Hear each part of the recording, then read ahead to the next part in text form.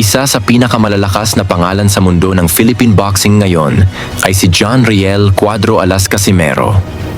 Hindi maitatangging siya ay palaging laman ng usapan, mapasuportado ka man o kritiko ng kanyang estilo at personalidad sa loob at labas ng ring. Si Casimero ang nag-iisang Pilipinong boksingero na buong tapang na lumaban sa 11 iba't ibang bansa upang harapin ang pinakamahuhusay na mandirigma sa kanilang teritoryo. Ilan sa mga bansang kanyang nilabanan ay Nicaragua, Mexico at South Africa, kung saan hinarap niya ang pinakamalalakas na boksingero ng mga bansang ito. Isa sa pinakamapanganib at kontrobersyal na laban ni Casimero ay ang kanyang sagupaan sa Argentina kontra kay Luis Alberto Lasarte, isang veteranong boksingero na tinaguriang Manny Pacquiao ng Argentina. Kilala si Lasarte sa kanyang maruming estilo ng paglalaro, kaya maraming boksingero ang umiiwas na harapin siya. Ngunit sa kabila nito, hindi umatras si Casimero. Lumipad siya patungong Argentina upang hamunin ang kanilang pambato para sa IBF Light Flyweight Interim Championship. Bago pa man siya sumabak sa laban, isang mabigat na balita ang natanggap ni Casimero. Pumanaw ang kanyang kapatid. Ay, wala kasi kami pira talaga eh. Ano lang yun, yung kailangan lang ng doktor, 1 million. Kaso wala pa kami pira nun eh. Yung first laban doon sa Argentina, doon parang maka-million ako eh.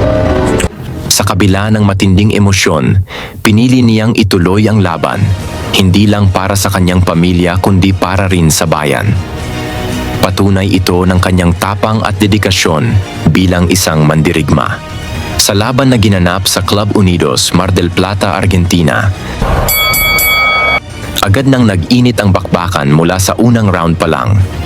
Hindi natinag si Casimero sa harap ng libu-libong fans ng Argentina na todo suporta kay Lasarte. Sa kabila ng reklamo ni Lasarte ukol sa diumanoy headbutt, malinaw na suntok ni Casimero ang tumama sa kanya.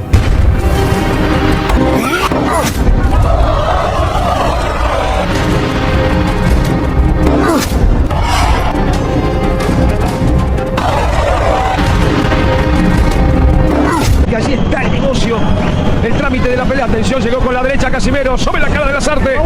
Amarra el mosquito, otra izquierda más, va el cambio de golpe. Atención con un cabezazo. ¡Tiempo! ¿Hubo corte? No. A ver. El título del mundo juego en Mar del Plata. Ahí vemos. Madalas tamaan ni Lasarte sa batok si Casimero, ngunit hinayaan lamang ito ng referee. Hindi lang iyon.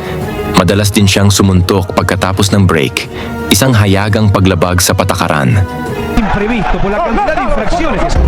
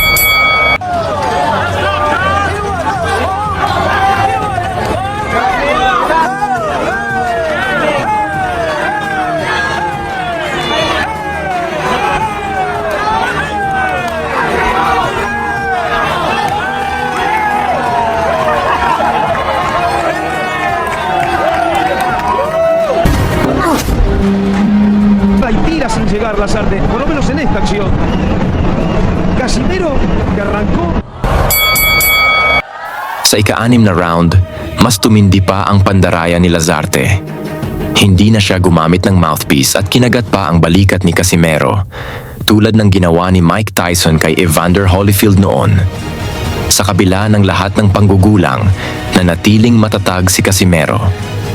Alam niyang ang tanging paraan para manalo ay patumbahin si Lazarte.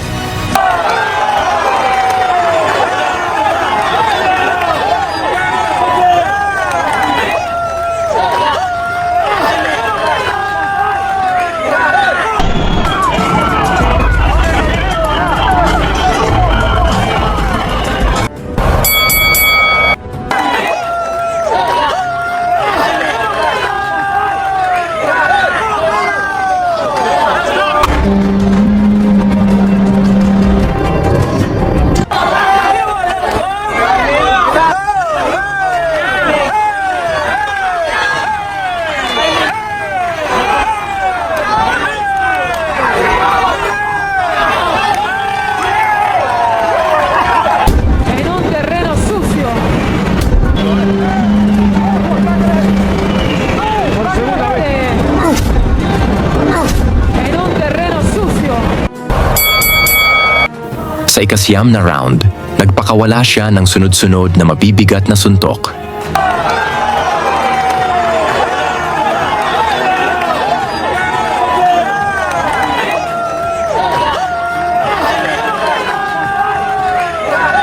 Una máquina de cometer máquina de cometer Bueno, no le viene mal bajar un par de kilos, ¿no? No, viene bárbaro.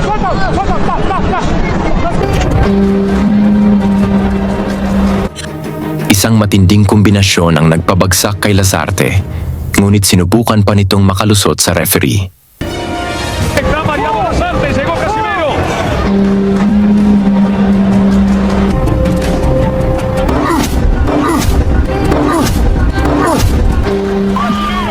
Viene el conteo. Estaba mal Lazarte, llegó Casimero. 6, 7, no, fue derecha arriba. Está bien Lazarte, lo está midiendo. Atención que puede venir el knockout.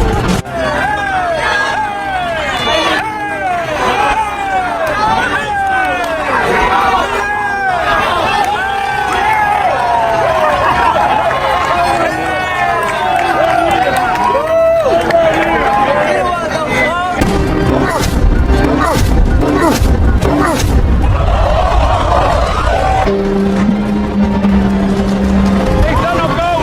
Atención Filipinas. Hoy, 6, no está bien Lazarte, ¿eh? Suena la campana. Viene el conteo. La campana. Sí, no, pero Ahora sí que sí la cuenta porque la campana termina. La campana no última vuelta. salva, no salva la cuenta la campana. Entonces se equivoca el Reglamento árbitro. de la Federación Internacional de Boxeo. Justamente nos acercamos a Aníbal Miramonte antes. Gayunpaman, sa ika-10 round, hindi na kinaya ni Lazarte ang lakas ni Casimero. Kahit hindi pa siya bumabagsak, napilitang itigil ng referee ang laban. Dahil sa pagkatalo ng kanilang pambato, nagwala ang mga fans ng Argentina. Nagpalipad sila ng bote at upuan sa loob ng arena, sinugod si Casimero at sinubukang bugbugin siya. Mabuti na lang at agad siyang nailigtas at naitago sa ilalim ng ring bago pa lumala ang sitwasyon. Dahil sa kaguluhang naganap, nasuspinde si Lazarte at ang kanyang coach. Bukod pa rito, pinagbawalan ng Argentina na mag-host ng boxing event sa loob ng ilang taon. Isa itong laban na nagpapatunay sa tapang, dedikasyon at pusong mandirigma ni John Riel Casimero. Ano ang masasabi mo sa laban na ito? Pag-usapan natin sa ibaba. At huwag kalimutang isama ang iyong lokasyon para malaman natin kung hanggang saan umabot ang kwentong ito. Lagi niyong sundan, huwag magpapahuli. Pag-usapan, ibakbakan, balita niya at laban. Mga Pinoy na di nagpapagapi. Salamat sa mga suporta na lagi nandyan.